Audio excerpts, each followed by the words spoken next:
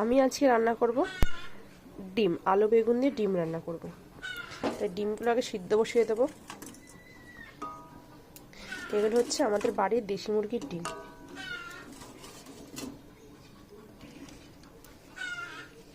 এবার দিয়ে দিচ্ছি আমাদের আলু,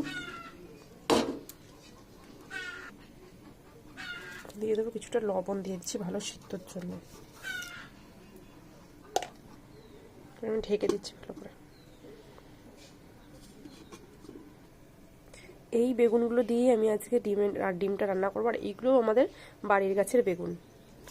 তাহলে বন্ধুরা ডিমটা সিদ্ধ হোক, তারপরে আবার আসছি।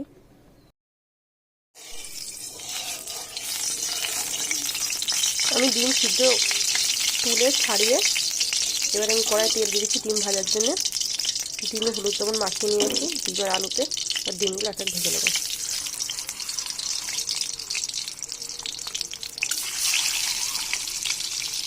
আমি ডিমগুলো চারিদিকে একটু চিড়ে চিড়ে নিয়েছি চাকু দিয়ে, তাতে ভালো করে তেল মশলা ঢুকে যায়। ডিমগুলো এক করে ভেজে নেব।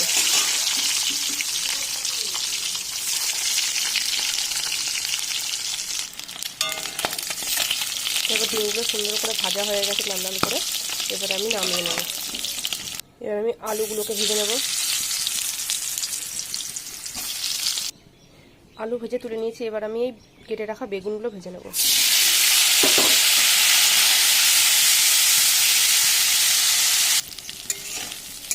বেগুনগুলো ভাজা হয়ে গেছে, এবার তুলে নেব। আমি কড়াইয়ে দিয়ে দিয়েছি জিরে, গোটা গরম মশলা আর একটা তেজপাতা দিয়ে এবার দিয়ে দিচ্ছি আমি কুচনো পেঁয়াজ।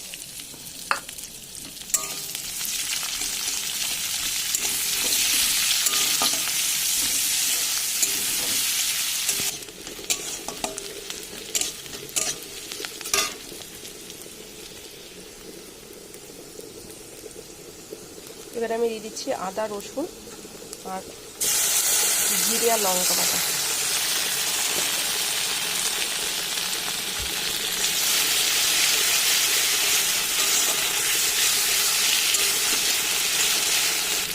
এবার দিয়ে দিচ্ছি আমি টমেটো, দিয়ে দিচ্ছি লবণ,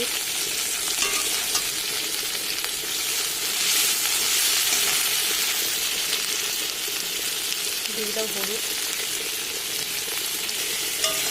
মশলাটা ভালো করে কষিয়ে নেব।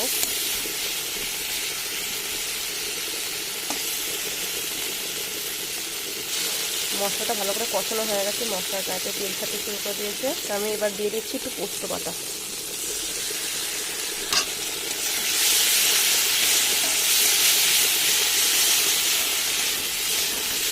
আমি দিয়ে দিচ্ছি এটা দিয়ে সামান্য পরিমাণ জল।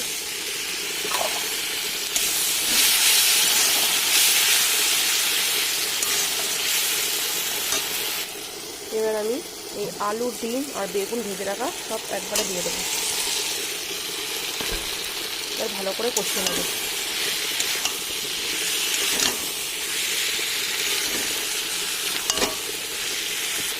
আর আমি দিয়েছি এর মধ্যে একটু মিট মশলা আর এই সামান্য পরিমাণ লঙ্কার গুঁড়ো। এবার সব একসাথে ভালো করে কষিয়ে নেব।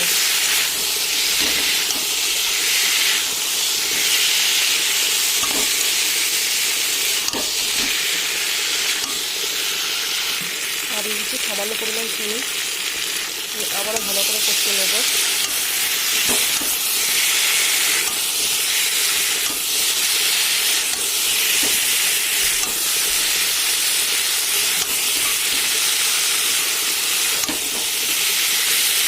ভালো করে কষানো হয়ে গেছে, দিয়ে দিচ্ছি এর মধ্যে জল। আমি জলটা অল্প পরিমাণ দেবো।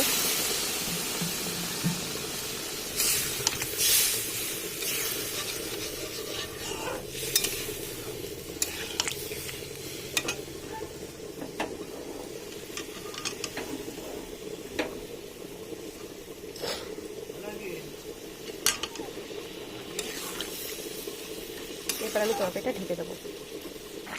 আমি দিয়ে দিচ্ছি এর মধ্যে ধনে পাতা,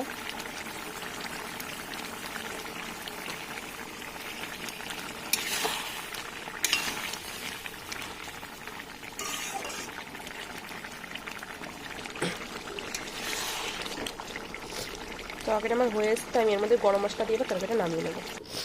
এই যে বন্ধুরা, তৈরি হয়ে গেছে আমার ডিম বেগুন কারি। তো আজকের ভিডিওটা এখানেই শেষ করছি।